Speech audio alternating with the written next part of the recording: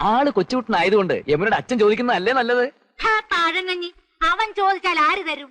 അവര് നിർബന്ധിച്ച കയ്യിലുള്ള കൂടെ കൊടുത്തിട്ട് പോരും. പേടിത്തോണ്ട് തള്ളേ, എന്നെ അങ്ങനെ വിളിക്കരുത്. ഞാൻ പല പ്രാവശ്യം പറഞ്ഞിട്ടുള്ള.